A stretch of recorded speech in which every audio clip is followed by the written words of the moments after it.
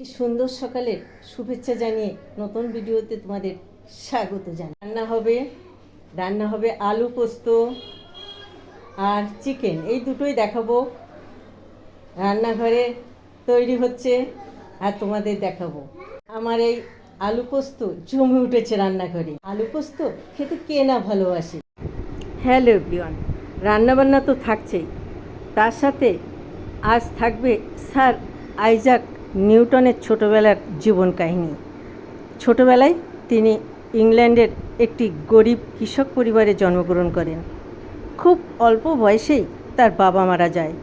তারপরে মা হেনা তার বাপের বাড়ি চলে আসে ছেলেকে নিয়ে। তারপরে শুরু হয় তাদের জীবনযুদ্ধ। অনেক কষ্ট করে তারা জীবনযাপন করত কৃষক পরিবারে। তাদের ছিল একটা খামার বাড়ি, সেখানে সব পশুপালন করত, তার সাথে কৃষিকাজ। এইভাবেই জীবন চলতে চলতে, আর যার ভাগ্যে আছে বৈজ্ঞানিক একটি কাহিনী, সে কি আর কৃষকের কাজ করতে ভালোবাসে? তার মন ছিল না কোনো কৃষক কাজে। সে সবসময় বইয়ে মধ্যে ডুবে থাকতো আর প্রকৃতির জিনিস খেয়াল করত। আর যখন তার মাত্র 3 বছর বয়স, তখন মা হেনা অন্যত্র বিয়ে করে চলে যায়। তখন খুব মনটা খারাপ হয়ে গেছিলো। মনটা খারাপ হওয়ার পরে সে সবসময় কারোর সাথে মিশতো না। এইভাবেই তার ছোটোবেলাটা কেটেছে। আর তার যখন 18 বছর বয়স, তো ক্যামব্রিজ বিশ্ববিদ্যালয়ে ভর্তি হলো। সেখানে এমন কিছু দিন পড়ার পরে প্লেগ নামে এমন একটি মারক রোগের আবির্ভাব হলো। তার জন্য পড়াশুনো ছেড়ে দিয়ে সে বাড়ি চলে আসলো। এসে সে জানলা দিয়ে দেখলো তাদের বাড়ির পাশে একটি আপেল গাছ ছিল। সে আপেল গাছ থেকে আপেলটা নিচে পড়ছে। সেই 300 বছর আগের কাহিনী। তখন উনি দেখলেন যে কী ব্যাপার, তার মনে একটা জাগলো, কেন আপেলটা নিচে পড়লো, কেন উপরে গেল না। সেই মাধ্যাকর্ষণ শক্তি আবিষ্কার করলো।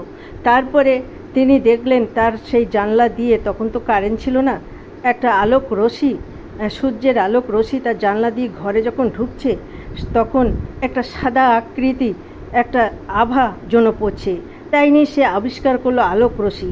এইভাবে অনেক কিছু আবিষ্কারের ভেতর দিয়ে তার জীবন গেছে। তা আমরা যত মহা ব্যক্তিদের বৈজ্ঞানিক জীবনী পড়েছি, সবার জীবনটা কিন্তু অনেক কষ্টে ছিল অনেকের। তারপরে কিন্তু সফলতা আসে।